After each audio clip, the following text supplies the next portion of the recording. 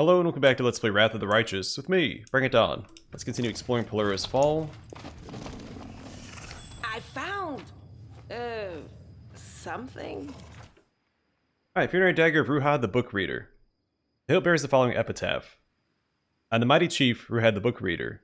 No one can match my knowledge of books, or my skill in the art of war.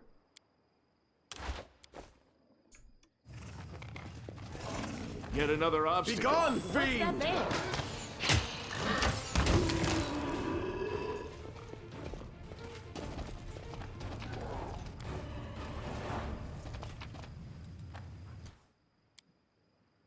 I am the mighty chief, Lil the Quick. The enemy could escape me. I overtook them like a storm. Here's these daggers can be scattered all over the place behind perception checks.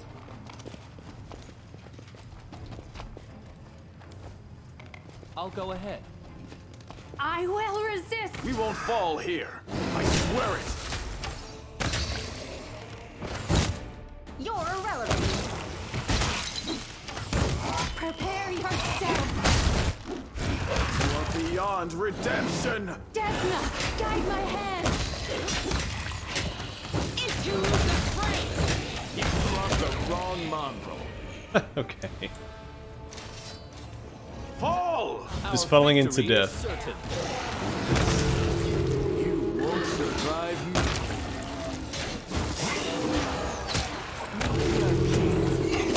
I will bring down the divine wrath.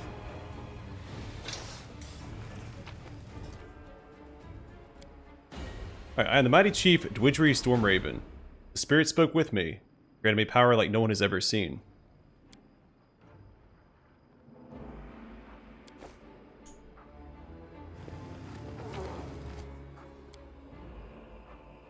I am the mighty chief, Hegworth the Snake. In the forest of Sarkoris, I can match my cunning or my knowledge of poisons.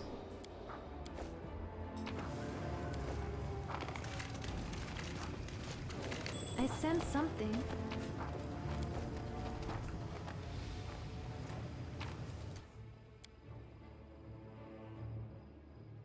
I am the mighty chief in Balta the Fire-Haired. My blood-red hair burned as bright as the fortresses of my enemies. I know the way.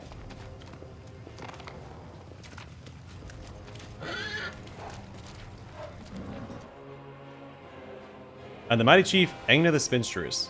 I used my husband's hair to spin the string with which I strangled his murderers.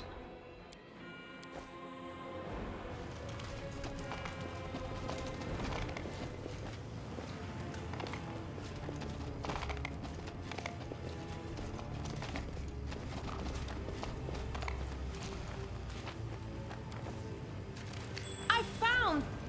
something. And the mighty chief, Kigvin Goldenmare. My proud herds roam the steppe, like ships in the sea, and no flaw could be found in them. It went splendidly. Remnants of a ship that once bore a Sarkorian chieftain on their final journey. I refuse to accept their statement. I will resist!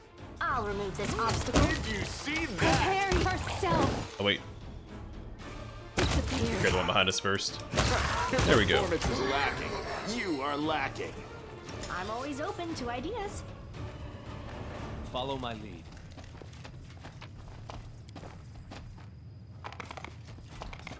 No mistakes. I will defend my dream.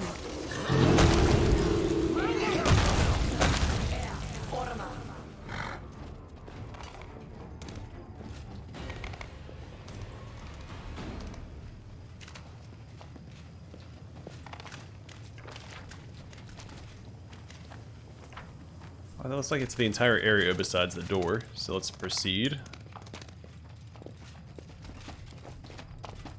The Shrine of Pulura.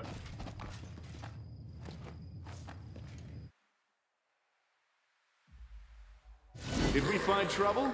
No, they did. Endure this! I was made for. Eternal Rose, I call upon you. Oh, didn't see that guy. Guide my hand.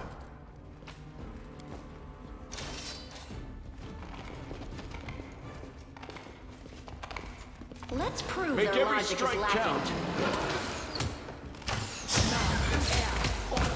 Listen to reason. See that? Oh. Oh, but Selfless is taking a little bit of damage. That's not good. Gone, fiend!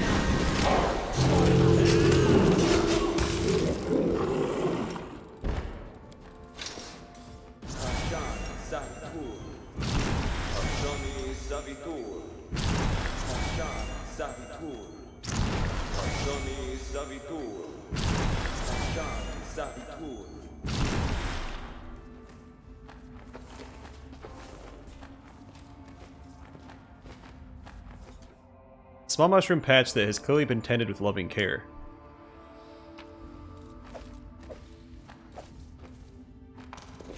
Now we're going to trample it. Something over there.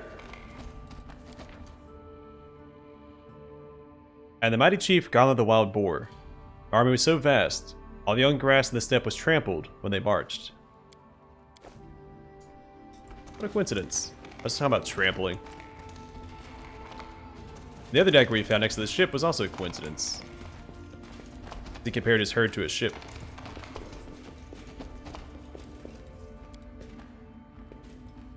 I'm rather proud of this one. An inscription in Halit that reads, O Sarkoris, all our tears are for you, our lost land. As it should be. I'm all in. I'm gonna have land go back through here, make sure we didn't miss anything.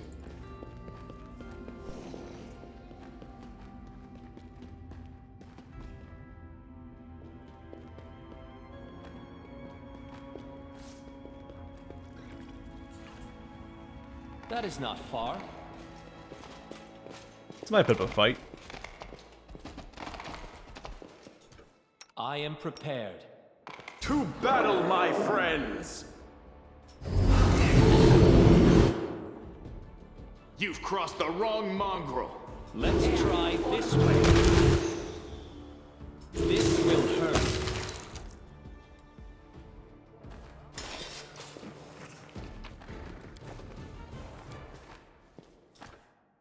A statue of Pulura, made in the simple but expressive style characteristic of Sarkoris. The young man's lifeless fingers are curled awkwardly around the hilt of his sword. I'll go ahead. So stairs? Okay, so we'll save that path for last.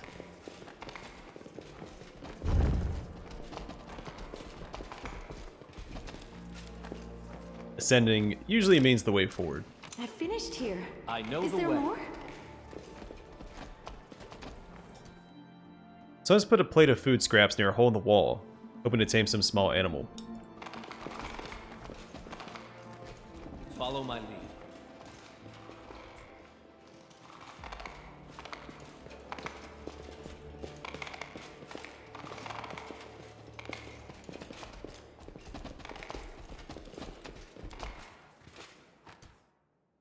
A board filled with complaints and suggestions, some birthday greetings, and an announcement that Ariel is willing to teach the flute to anyone who wishes to learn.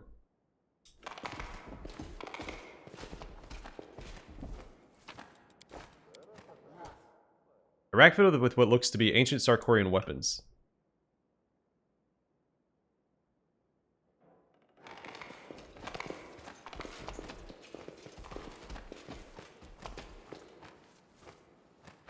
No reason to pause.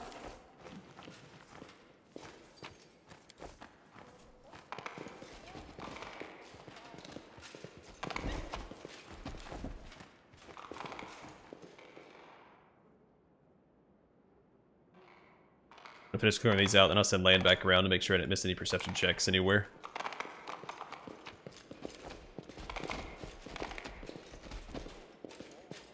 That is not far.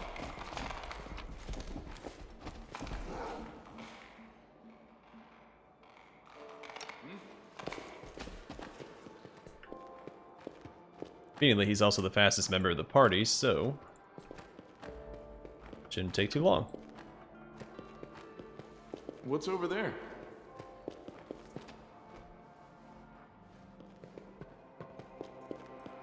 Oh, missed this. A schedule listing the daily responsibilities of the stargazers and guards. The schedule was packed so tightly, those who adhered to it must have little time to think of anything else.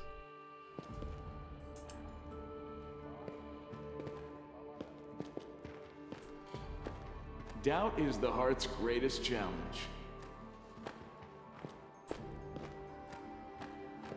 Tread lightly.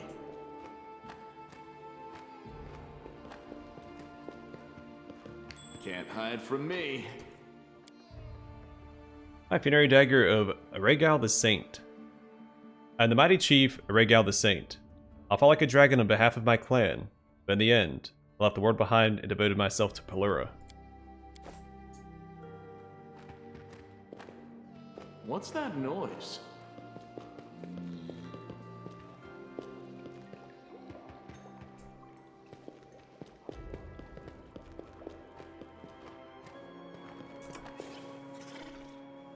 Alright, looks like that might be it. Let's quick save before we go up the stairs.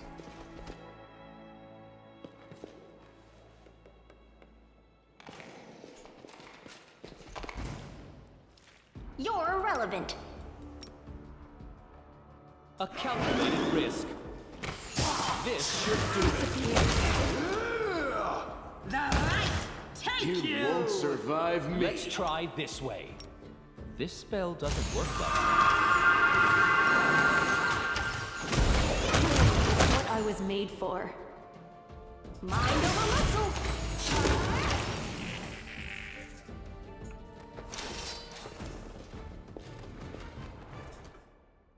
The starry sky is miraculously reflected in the surface of the water. The mirrored image is a perfect reproduction of the real thing, allowing you to see even the smallest details. That's really cool.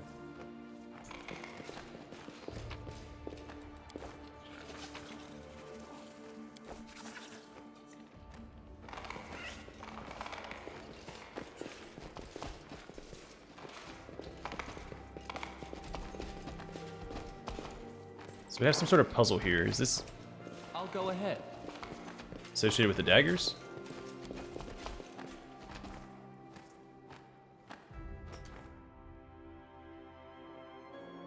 None of these names are... Yeah, Spinstress, Saint, Sky Reader? No, that's not the same thing.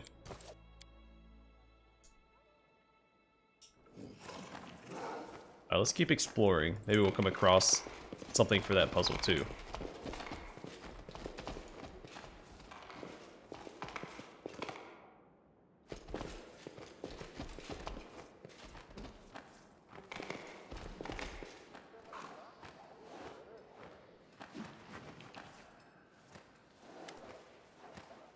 Ah, it's you again.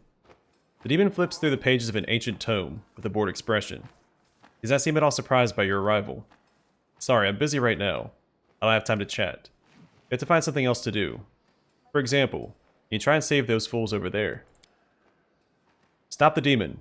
Let him steal these sacred tomes. They contain all the information we've gathered about the world wound. With knowledge like that, he can... You talk too much. Bored now. Let's spice things up. Either save those idiots or chase after me. Deciphering makes a subtle gesture. The sanctuary erupts in flames. At the same time, a portal opens up behind him.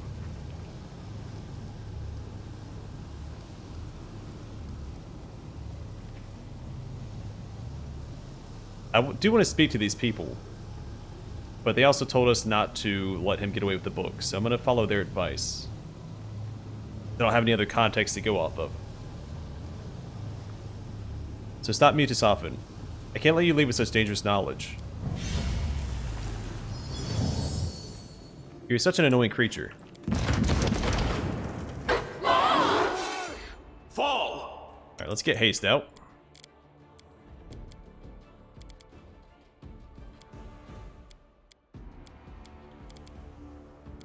If I can find it. Got what level spell it was.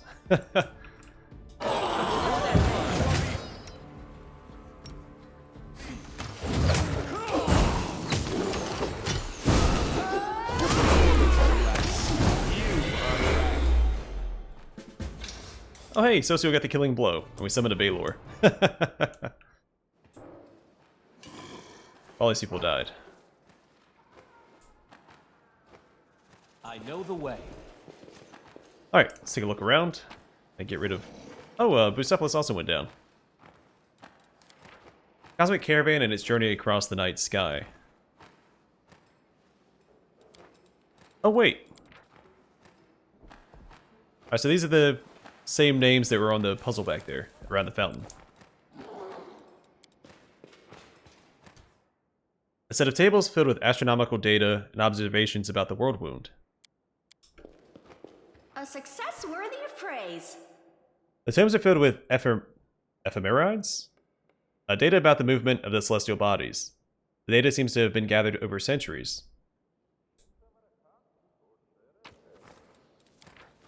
Old Sarkorian book. Read that in a moment.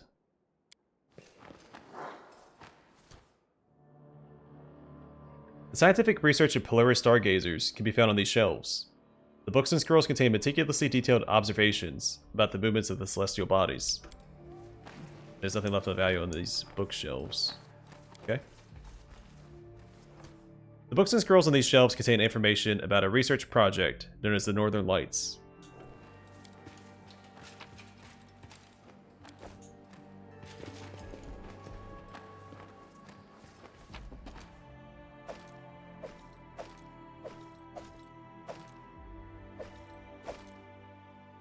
I'm pretty sure that's the same item that we found on him last time. This isn't the first time we've killed Mutus often. Yeah, so we've already read that. I'm not going to read it again.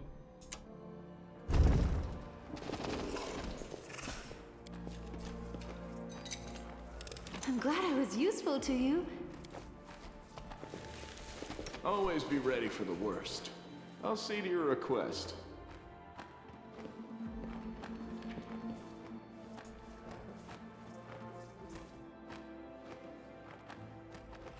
Alright, that's barricaded. Alright, let's take a look at these books. We'll start with this one, I think. Found it first anyway. The concept of the Cosmic Caravan, which makes its way across the night sky throughout the year and consists of 13 constellations, comes to us from Izalant. The order in which the caravan signs are arranged holds both metaphorical and deeply mystical meaning, in light of which astrologists advise against the use of models where the signs appear out of order, or even in reverse order, as in some cases. Alright, let's keep that in mind for the puzzle. The Thrush is a sign associated with friendship, hospitality, a promise of new beginnings, and song. The constellation portrays the songbird sitting on a branch and greeting the wary cosmic caravan at the start of the new year. The Thrush is the patron of merrymakers and optimists. The Lantern Bearer is a constellation that begins the caravan's procession. Lantern Bearer goes forth, chasing back winter's darkness and lighting the cosmic caravan's way. The sign is disposed towards cheerful, self-sacrificing, and altruistic personalities. The Newlyweds depicts a young husband and wife whose appearance heralds the beginning of spring. The Newlyweds boldly lead the cosmic caravan, where they are guarded by love and youth. The sign favors those who possess a passionate or romantic nature. The Bridge is the constellation that symbolizes change. Bridge soars over tempestuous waters and links one snowy cold shore with another, where spring has already arrived and green shoots are already stretching skyward. This is the sign of obstinate, tenacious personalities, not fear the dark and cold. The Daughter is a young girl who signifies the pure joy and enthusiasm that spring days bring. The Daughter smiles on matters related to merriment, solace, and celebrating holidays. The Rider is the mounted warrior who guards the cosmic caravan. It is a combative and contradictory sign that favors both valiant defenders and rash bloodthirsty bandits. The arrival of the Rider marks the beginning of summer's heat. The Patriarch is the wise and ancient father of the cosmic caravan, who knows its route and sets the course of its journey. This constellation symbolizes wisdom and experience, and favors judicious and sagacious natures. The Wagon, the heavily loaded and foundational wagon, is what gives the cosmic caravan its name. It is associated with the spirit of enterprise, diligence, and of course swiftness. Personalities drawn to travel and selfless service will find succor under this sign. The Pack is a group of beasts that trail the cosmic caravan and feed off its bounty. Some sages believe that the Pack consists of wild dogs that have been tamed by the caravan's travelers that therefore the pack represents family ties, affinity with nature, and mastery over fauna. Others argue that the pack is a swarm of vermin, feasting on the leavings of the cosmic caravan, and greedily coveting the traveler's cooking pots. In this interpretation, the sign takes on a darker, more predatory aspect. The Mother. The caring and gentle mother dominates the sky when it's time to bring in the rich harvest. Her tender hands hold onto summer's warmth and promise protection against winter's harsh breath. Many scholars agree that the Mother also fulfills the role of spiritual guide for the cosmic caravan, and therefore they ascribe to her patronage those who are of a spiritual or nurturing disposition. The Stargazer. Bring up the rear. The Stargazer completes the caravan's procession. A wistful dreamer, the Stargazer is patron to those of a similar nature. Aloof, perspicacious in matters important but far removed, yet absent-minded and inept at daily life, or in daily life. It is unsurprising that many scholars possess an affinity for this sign. The Stranger is an enigmatic and foreboding sign that reigns in the night sky for little more than a week. A solitary traveler who follows the cosmic caravan at a distance, the Stranger reveals nothing as to its intent. The Stranger is an outsider, a wayfarer, and many personalities disposed to a life of wandering fall under the patronage of this sign. The Stranger is a sign of contradictions. Some see it as the patron of all adventurers, while others interpret the sign as the grim harbinger of the constellation that follows it. And the Follower is a dark figure that pursues the cosmic caravan. A disciple of dark forces, who is associated with death and darkness, the Follower waxes in power at winter's peak. There are various interpretations of this sign. According to some, the Follower is an exile, a person banished from the caravan. Others see the Follower as a fearsome enemy, and it is flight from this foe that forces the cosmic caravan on its perpetual journey. Some others claim that this sign represents death itself. Predictably, those of a darker disposition who possess an affinity for death fall under the auspices of the Follower. Old Sarkorian Book. In the Western Mountains there dwelt a clan whose name is no longer spoken today. They were a brave and hardy people who would go down into the deep caves and return laden with glittering ore. The clan flourished, had all things in abundance, including food and honey, because their neighbors gladly bought the things they forged from the underground ore. Trouble came to the clan on the last day of Calistral, when the mountain passes were ready to shake off winter's icy grip, like hounds waking from a long sleep. Clamoring clouds of dust rose up from the caves that night. Once the dust had settled, the miners went down to look, for they were brave people who feared neither darkness nor falling rocks. But what they found was not darkness or a cave-in. What they found was the pack. The Follower, whose true name had been forgotten generations before, was of clan blood. The Follower was a despicable sorcerer, a degenerate who had turned his back on his ancestors. He loved the daughter of the wise clan patriarch most ardently, but her heart held no warmth for him. The Follower had stormed into the dark depths of the caves, seething in his resentment. With much wailing and berating, plotted his revenge. That is where the Dread Pack found him, on the scent of profane magic and vice. The pack devoured him, and in so doing, tasted human blood for the first time, and discovered it was to its liking. The pack killed the miners who descended into the caves, and thereafter it began venturing up to the surface, each night to devour one of the villagers, before dragging the carcass back to the caves to gnaw on the bones. The wise patriarch called the clan together in the longhouse and spoke. Then the elders of the clan spoke. Then the warriors. Then anyone could say their piece. The ancestors had revealed to the patriarch that the clan was being punished by the gods for failing to recognize the degenerate sorcerer in their midst, and that no deity would intercede for them now. Lamenting their fate, the clan left their homes, the ancestors carved images and the temples to the gods and fled. That caravan of grief made its way in silence, but all the clan was represented among its number. Only women, children, and decrepit elders did it contain, but the strong men of the clan had remained behind. Many days they sat in the longhouse, sharpening their weapons and praying. Each night, one of the men would go down into the caves to satisfy the pack's hunger with his own flesh. When all the men were dead, the pack's hunger drove it to the surface. The caravan was already long gone, and the monsters could not pick up their trail. The caravan traveled day and night without rest, till it reached the steppe, the very edge of their known world, and whence the peaks of their beloved mountains could no longer be seen.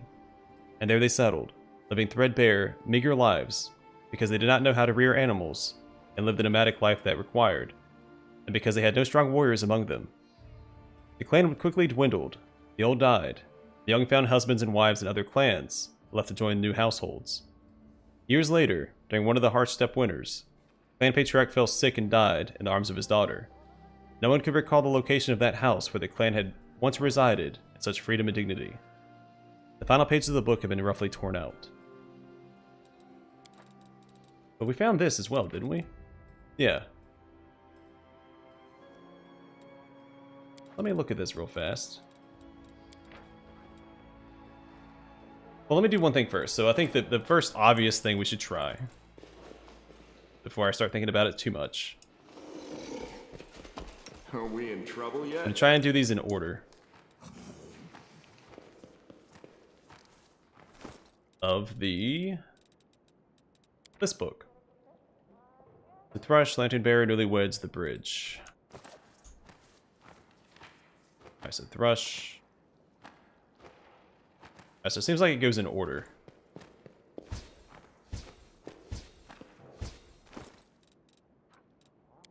We can't forget that it also says reverse order up here. Which may mean, I assume that we'd start down here.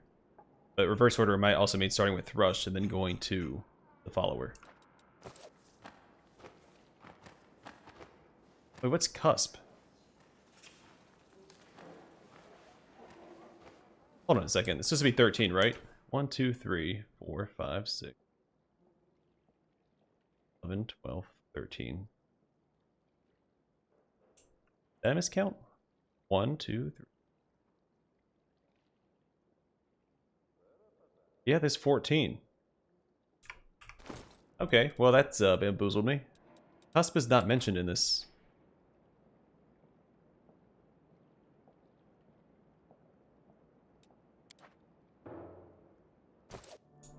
Huh. I'll just double check, make sure this is still the right order. Let's see, daughter, rider, yeah, patriarch, wagon, pack. Yeah, so these are in order. We're just gonna click on all these.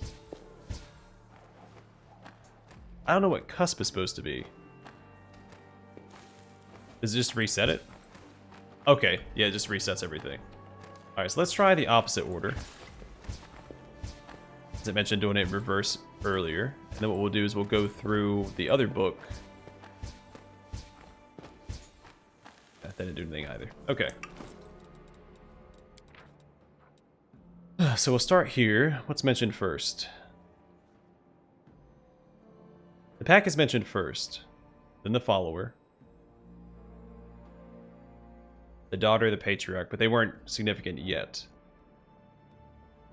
So the follower, since he opened up this paragraph, might be the first one, then it's the pack. It could be the other way around as well, because the pack is also mentioned up here. And then it's patriarch called the clan.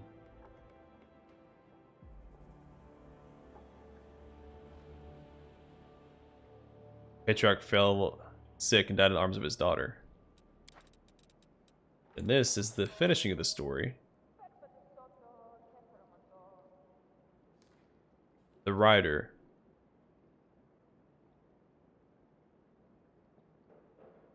The daughter. So maybe it's whoever does the action. So you have the daughter first. Well, not first, last. First if we go in reverse order. We'll do it in the correct order first. So it's the follower, the pack.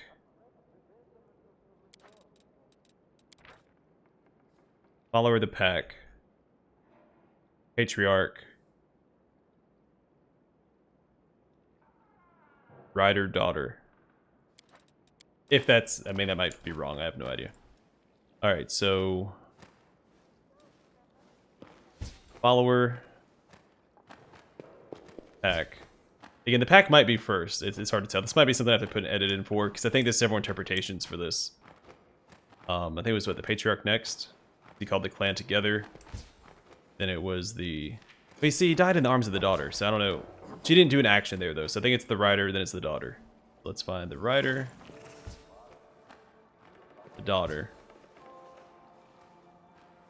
Yeah, so that's not right.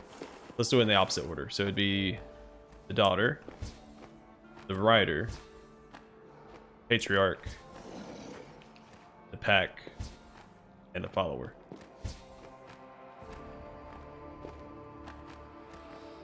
Alright, let me throw in an edit, because again, I think there's a few different ways that you can interpret the reading, because these celestial bodies are mentioned several times in the book, so I'll be right back with hopefully the solution.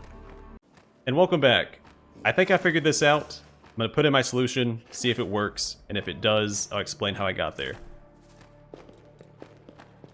The first thing we need to do is find the newlyweds. The daughter, the rider, patriarch, pack, and the follower. Thank goodness. This has been the most time-consuming puzzle in this entire game for me, because it's not consistent.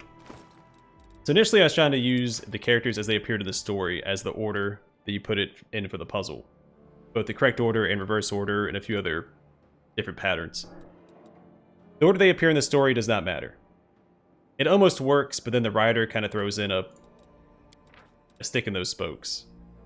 You have to use this. So you use the story to get the names you need of the constellations, and then you use the correct order here to determine the order you put them into the puzzle. Except for there's one constellation you need to use that's not directly named in the story. It's only hinted at.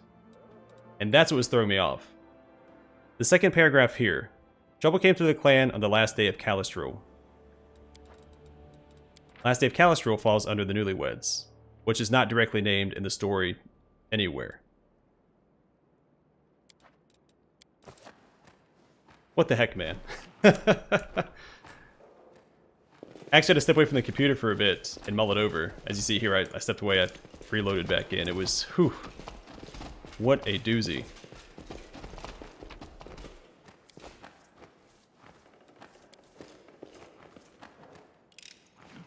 I finished here. Is That's there one of the more? masks. Summit mask. Mysterious white mask with the inscription, I am the summit. Wand of cure moderate wounds, wand of good hope, wand of heal, and ring of guiding star. Stargazer's age journal. Tome of clear thought +2.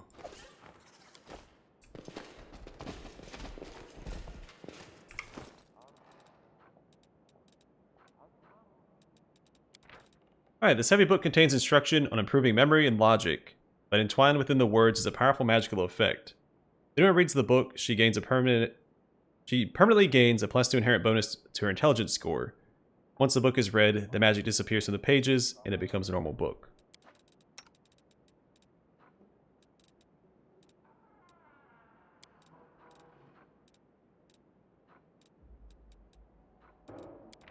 Alright, the Ring of Guiding Star. This ring grants the wearer a +4 bonus to initiative rolls. Whenever the wearer lands a hit against an undamaged enemy, it grants all companions a +3 bonus on damage rolls for 1 round.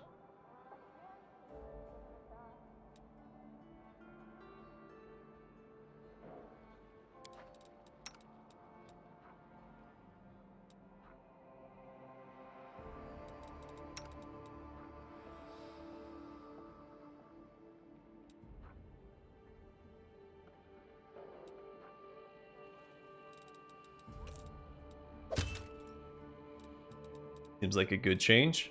Alright. A Stargazer's Age Journal. Day 1. From this day forward, I, Barig, will be keeping this journal to chronicle our holiest mission. It was for this mission that we left our people, who are so desperate for solace and protection in these times, and followed Eleandra, our mentor, into Polaris Temple. Here cut off from the mortal world, we shall continue our service blessed by the Shimmering Maiden. Though the foul smoke of the demonic pit clouds the skies, Pulura reveals to us the stars that will guide our way. Day 24. We carry on our holy work that praises the illustrious Pulura. The enchantments that keep us safe are flawless. The demons outside the sanctum's walls don't even suspect its existence. What's that hard to say? I embolden my spirit by praying to Pulura for a swift deliverance from the vile hordes that swarmed our lands. We just need to gather our strength and wait for the brave warriors to throw the unholy beast back into the abyss. Have faith that such a day is nigh. Day 105. This is a momentous occasion. My brothers finished working on another map of the northern sky. At times, when I look into everyone's eyes, I see worry of what is happening outside the temple walls. I feel doubt creeping into my heart as well. But the next moment, I shame myself for being so weak of will. Today is a good day. I will not allow it to be tarnished by dreary thoughts. Day 258. Sister Eliandra's prayers have been answered, as our abode was visited by a messenger of Pulura. Alas, the Celestial brought dire news. Our homeland has been overtaken by flames and demonic spawn. The cities are burning, and the people are fleeing for their lives. The tear in the material plane has not yet been mended. On the contrary, it's spewing out more abyssal legions by the hour. The Celestial left us, not before he assured us that we are not forgotten, and our service has not been for naught. We must steel our hearts and continue searching among the stars. The quicker we can finish our work, the sooner will Sarkoris have hope for salvation. Day 457. We spent half a day looking for Brother Arid. Eliandra herself found him, behind the altar Pulura. He was crying, sitting on the floor, hugging his knees close. I was afraid that she would scold him for his treacherous weakness of spirit and mind that could poison the others. My fear was unfounded. Eliandra and Arid spent 2 hours in conversation that remained a mystery to all of us. Then our brother returned to work, still saddened, yet now he held his head a little higher. I bow before our leader's wisdom and fortitude, but do I see in her eyes a shadow of that same despair that has long since found its way into our hearts? The day the messenger arrived. On the day we finished mapping out the Eastern Hemisphere, our solitude is broken. This time, by a messenger Fiomede. I curse my own curiosity for encouraging me to join those who listen to her words. The battle still rages on around us, yet nobody fights for Sarkoris anymore. Warriors from some other lands are clashing with demons, treading on the ashes of our kin. Sarkoris is gone. They now call it the World Wound. Another day, it's like many before it. I can no longer keep track of days. They all have merged into one endless strip of gray.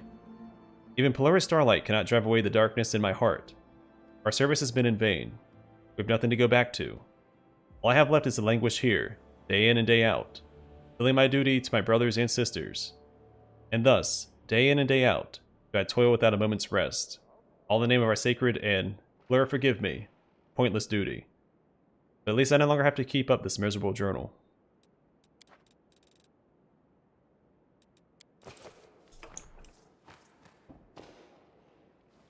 Well, looks like we might be done here, unless there's something on this side that I didn't solve.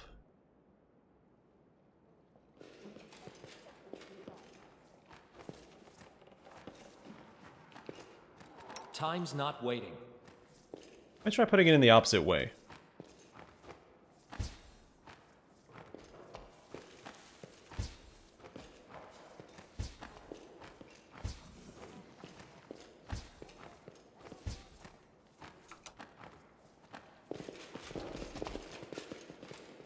Yeah, so if that didn't work, I don't think anything will.